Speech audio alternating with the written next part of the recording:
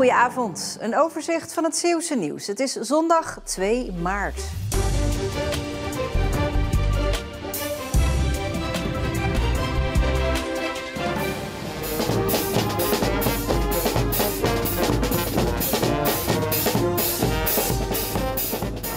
Het is carnaval in Paardenhad, in Zeerenhoek natuurlijk. En dat betekent feest, maar ook op zondag traditiegetrouw de carnavalsoptocht. En de bouwverenigingen haakten natuurlijk in op de actualiteit. Wat zit er in jullie noodpakket? Ja, paracetamol, zakmes, lucifers, eigenlijk alles wat je wel kan gebruiken. €50, want dat moet ook. En ik zag borrelnootjes voorbij komen. Ja, dat is alles omdat het met noot is. Borrel, noot, idioot, noem het zo maar op, zeg maar.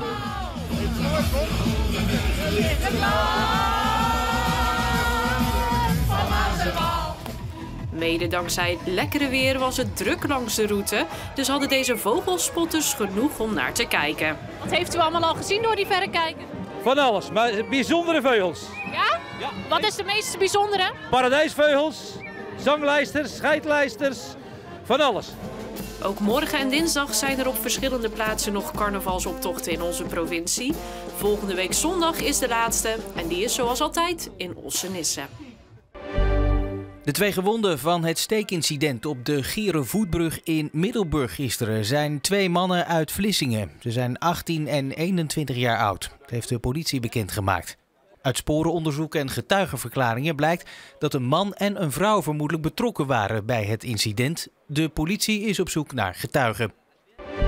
De hele maand maart lopen er rode geuzen en wiesenten hier op de Blokkendam aan de rand van natuurgebied de Slikken van de Heen op Sint-Philipsland. Langs deze dam groeien veel reuzenberenklauwen en er wordt nu gekeken of deze grazers die vervelende planten lekker gaan oppeuzelen. Naast de omloop van de Braakman en de Wim Hendricks trofee heeft nu ook de internationale junioren driedaagse in Zeeuws-Vlaanderen groen licht gekregen om door te gaan.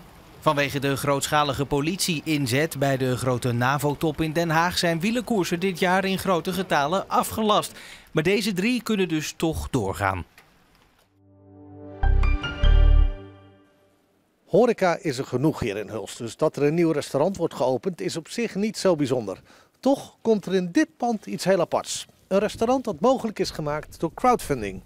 Mijn minimale doel was €80.000, met een klein beetje uitloop richting €100.000. Maar ja, het is wel een iets groter succes geworden dan we van tevoren gedacht hadden, zeker. Bijna 1,5 ton haalde Brian op om zijn zaak leuk in te richten en de keuken te vernieuwen. Op voorhand ga je natuurlijk toezeggingen verzamelen om te kijken of het haalbaar is om je crowdfunding te laten slagen. Dus zit je op een bepaald bedrag, een bepaald percentage. Dus daar zat wel echt kans in dat het zou slagen, maar dat het zo'n succes zou worden had ik echt niet verwacht. Nee, absoluut niet. De vraag is waarom Brian voor zijn bistro bij crowdfunding uitkwam. Mijn portemonnee was niet zo gevuld, dus was ik op zoek naar iets wat mij daarin kon helpen. Je kunt daarvoor kiezen voor investeerders. Daarin betaal je natuurlijk een hoop rendement, wat je betaalt en kwijt bent. Of je kan de crowd gebruiken en vandaar ben ik terechtgekomen op het stukje crowdfunding uiteindelijk. Bistro Brian wil in mei opengaan. Mensen vinden hem heel imposant en hadden niet verwacht dat hij zo groot zou zijn. De schedel van vinvis Erik, die zo'n 3,5 jaar geleden in het kanaal van Gent naar Terneuzen terechtkwam, trekt veel bekijks. We hebben zo gemiddeld per week zo'n 20, 25 extra bezoekers voor Erik. En dan komen er ook nog een paar klassen, zo'n 2, 3, 4 klassen per week. Jong en oud komen kijken. En met zijn 3,5 meter lange schedel stelt Erik over het algemeen niet teleur. Het is gigantisch natuurlijk. Hè. Je kunt je daar kan me voorstellen dat het zo'n enorm beest is. Het is maar een klein stukje, dat is alleen zijn kop. Wie de vinvis gaat bezichtigen moet zich wel voorbereiden. Ondanks zorgvuldig schoonmaken kan de dode walvis toch nog een beetje ruiken. Een beetje een vreemde geur. En we hebben geurstokjes en wat geurapparaatjes staan om het toch een beetje te camoufleren, maar het lukt niet helemaal. Uiteindelijk moet Erik weer terug naar Naturalis in Leiden. Maar dat duurt nog 2 jaar. Voorlopig zijn we heel blij dat hij er is. En dat hij extra bezoekers trekt. Een mooie zonnige dag vandaag met buiten de kustzone 1 à 2 graden nachtvorst en wat rijpvorming. En vooral in de vroege uren kwam er wat mist voor en dat was ook tot in de duinzone. Hier een voorbeeld ervan bij Westkapelle. Maar het werd zonnig met een zwakke veranderlijke wind en de temperatuur die steeg naar 7 à 8 graden. Die heldere lucht geeft dan ook weer een vrij koude avond en nacht. Vrijwel overal gaat het een beetje vriezen, minima van -1 tot -3. Direct aan zee is de temperatuur vannacht iets minder laag en er vormen zich wat meer mistbanken dan afgelopen nacht. Morgenochtend is er lokaal dus mist, maar dat lost met een paar uur zon wel op.